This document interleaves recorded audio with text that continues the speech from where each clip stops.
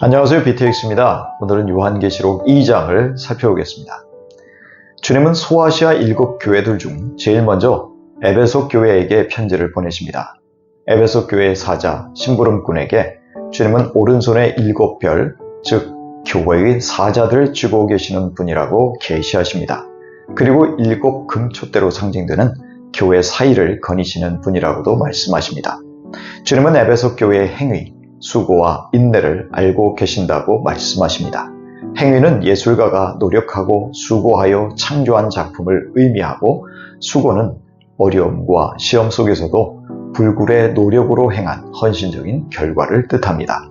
인내는 환난 속에서도 신실함을 끝까지 지키는 능력을 의미하는데, 에베소 교인들은 하나님을 향한 헌신에서 흔들리지 않았습니다. 또한 에베소 교회는 악한 자들을 내버려 두지 않았고, 사도라고 참칭하는 자들을 검증하여 그들이 거짓말장이임을 밝혀내었습니다. 이들은 진리를 가르치지 않는 니골라당의 잘못을 깨닫고 그들을 단호히 거부했습니다.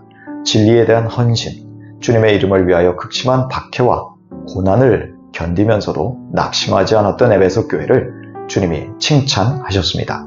그러나 주님은 에베소 교회가 처음 사랑을 버렸다고 책망하십니다.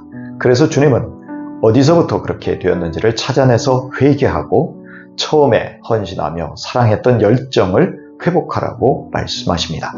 만일 그렇게 하지 않으면 그들의 촛대를 그 자리에서 옮기겠다고 경고하셨습니다. 이 말씀은 세상에 빛을 비추는 에베소 교회의 사명을 중지시키겠다는 것입니다.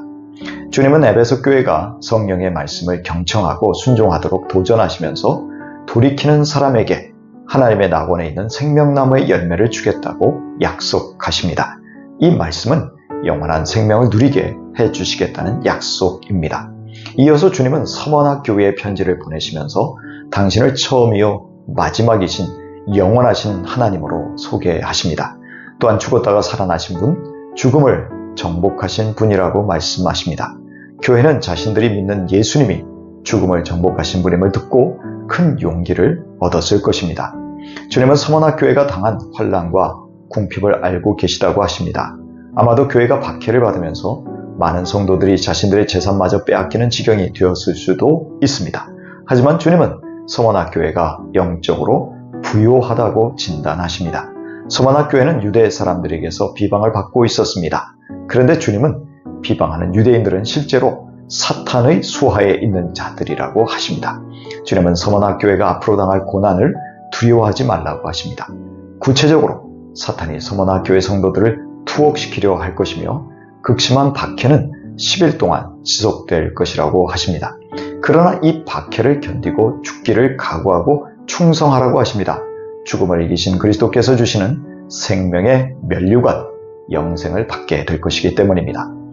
아울러 박해를 견뎌내는 사람들은 두 번째 죽음을 맞이하지 않는다고 하십니다. 그 두 번째 죽음은 육체적 죽음 후에 마지막 심판을 받고 영원한 불못에 던져지는 것을 뜻합니다. 주님은 박해를 이겨낸 성도들은 영생을 얻게 된다는 것을 분명히 약속하신 것입니다. 예수님은 버가모 교회에 좌우에 날선 검을 가지신 분으로 묘사되고 있습니다. 좌우의 날선 검은 주님의 입에서 나오는 능력의 말씀을 의미합니다. 버가모 교회의 성도들은 사탄의 왕좌가 있는 곳, 사탄이 활발하게 활동하는 곳에 살고 있었습니다. 그곳은 황제를 섬기는 제사의 중심지였고 총독의 거처가 있는 곳이기도 했습니다. 사탄은 버가모의 그리스도인들을 박해하였고 안디바라는 신실한 그리스도인이 박해로 순교하였습니다. 그럼에도 버가모 교인들은 주님을 향한 신실함을 잃지 않았기에 주님의 칭찬을 받았습니다. 그러나 주님은 발람의 교훈과 니골라당의 가르침을 따르는 교인들이 있다고 책망하십니다. 과거 구약시대의 발람은 이스라엘을 저주하지 못했지만 모압 여인들로 하여금 이스라엘 남자들을 성적으로 유혹하게 했습니다. 그 결과로 이스라엘 남자들은 모압의 우상들을 섬기다가 광야 생활 중 가장 최악의 징계를 받았습니다.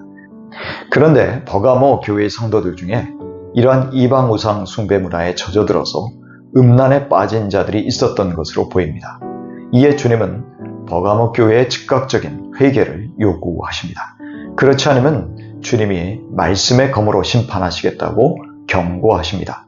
반대로 주님은 타협의 유혹을 이겨내는 사람들은 감춰져 있던 만나와 흰 돌을 얻을 것이라고 약속하셨습니다. 감춰진 만나는 당신을 하늘에서 내려온 산떡이라고 주장하신 예수님, 당신을 가리킨다고 볼 수 있습니다. 예수님은 꿋꿋하게 믿음을 지킨 사람들에게 축복의 양식으로 보상하시겠다는 것이지요. 또한 예수님 당신이 보상 자체가 되신다는 의미로도 해석할 수 있습니다. 한편 돌은 연회의 초청장으로도 사용되었기에 예수님의 특별한 잔치에 초청된 선택된 사람들이 그 돌을 받게 된다는 것입니다. 그 돌에 새겨진 새 이름은 돌을 받은 사람밖에 모른다는 점에서 개인적이라고 할 수 있습니다. 그 돌에는 초청자이신 주님의 이름 또는 초청받은 사람의 이름이 기록되었을 것입니다. 두아디라 교회에 소개되는 예수님은 그 눈이 불꽃과 같고 그 발이 노새와 같으신 하나님의 아들이십니다.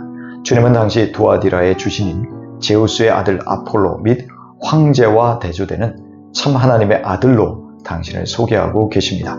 불꽃 같은 눈은 주님의 통찰력, 그리고 노쇠 같은 발은 심판을 실행하시는 힘을 상징합니다. 주님은 두아디라 교회에 칭찬받을 일을 6가지로 말씀하십니다. 행위, 사랑, 믿음, 섬김, 오래 참음, 나중 행위가 처음 행위보다 더 훌륭했던 점 등입니다.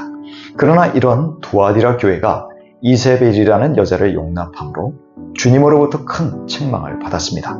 그녀는 교회 안에서 예언자로 자처하면서 주님의 종도를 가르쳐 우상숭배와 성범죄를 저지르게 하였습니다.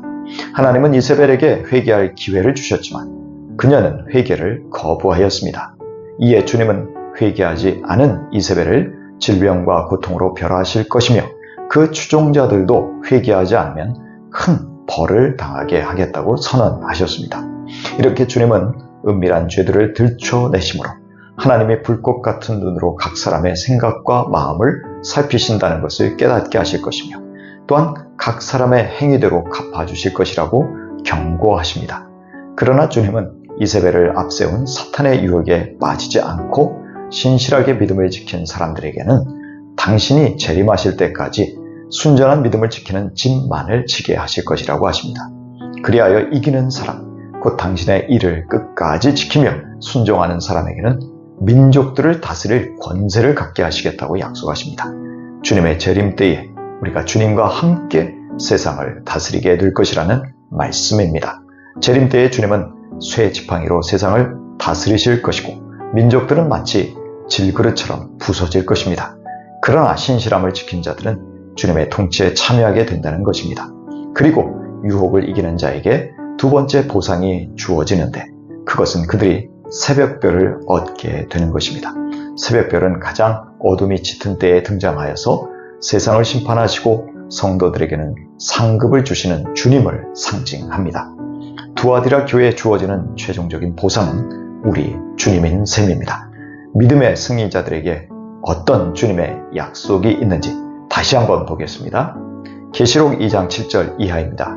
이기는 사람에게는 내가 하나님의 낙원에 있는 생명나무의 열매를 주어서 먹게 하겠다. 이기는 사람은 둘째 사망의 해를 받지 않을 것이다. 이기는 사람에게는 내가 감추어둔 만나를 주겠고 흰 돌도 주겠다. 그 돌에는 새 이름이 적혀 있는데 그 돌을 받는 사람 밖에는 아무도 그것을 알지 못한다. 이기는 사람, 곧 내 일을 끝까지 지키는 사람에게는 민족들을 다스리는 권세를 주겠다.